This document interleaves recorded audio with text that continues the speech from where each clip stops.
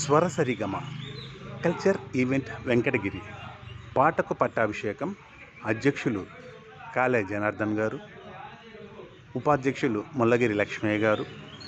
సుదీర్ఘ గాన లహరి మరియు సినీ సంగీత విభావరి ఉదయం 10 గంటల నుంచి రాత్రి 9 గంటల వరకు.